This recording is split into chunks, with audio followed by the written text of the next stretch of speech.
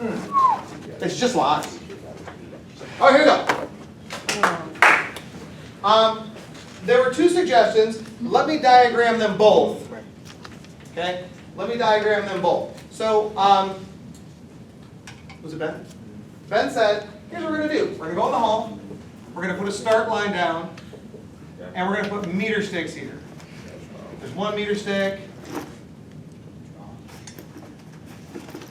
And then another meter stick. And another meter stick. Right? He said, and then we're going to start the buggy. Start the buggy back here.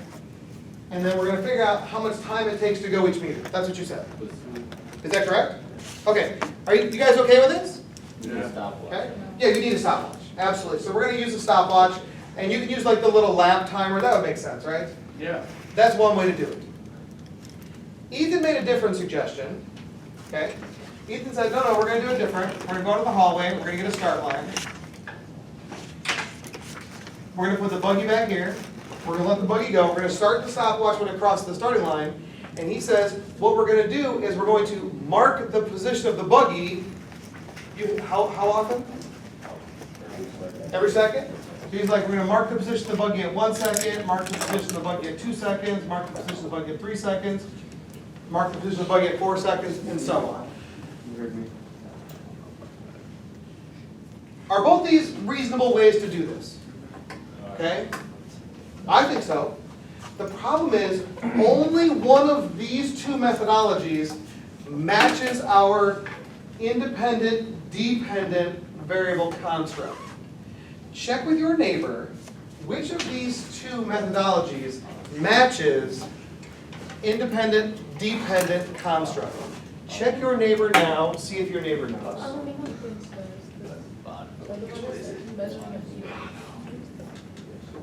Yes. Mine actually is measuring the theory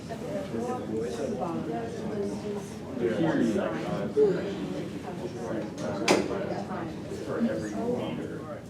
You're measuring Okay. What were you guys saying? I was saying the bottom one because it's depending on time. We don't time it. Okay. All right, we got some ideas over here. You guys have some ideas over here?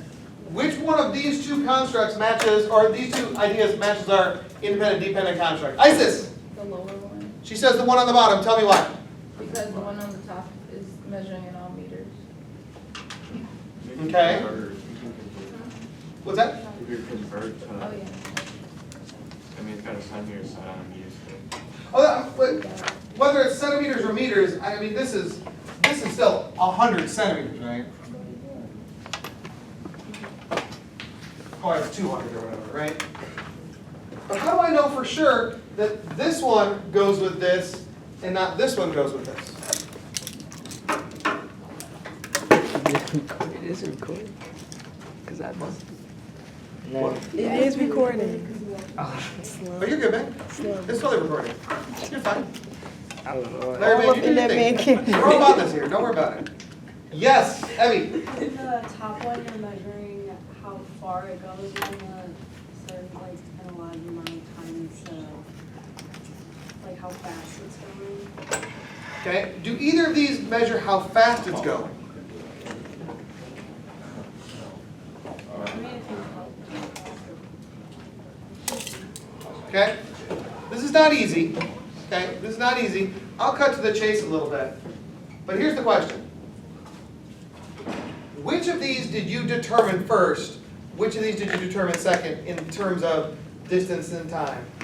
And which of these did you determine first? Which of these did you determine second?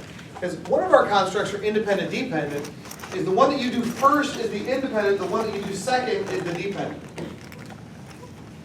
You with me? So when I do this, Bless you. this top one here, which did you set up first, distance or time? Distance. For this one, you set up the distance first, and then what did you measure second? The time. So if you plotted this one up here, it would be distance here and time here. Is that cool? And what about this one down here? What are you measuring first? you're setting up the times, whether it's 1, 2, 3, 4 seconds, or could you do 2, 4, 6, 8 seconds? Could you do 3, 6, 9, 12?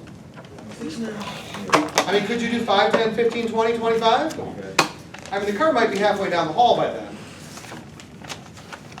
Right? The car might be halfway down the hall by then. So, are you guys okay doing this? All right, so here's what we're going to do. I'm going to give you guys some groups right now. All right, what you're going to do is you're going to get in your group. Okay? And you're going to decide how you're going to do the lab. Which means you're going to have to decide where you're going to do the lab. You need a starting line. How often you're going to mark the position, and how you're going to mark the position. Okay? You guys with me on that?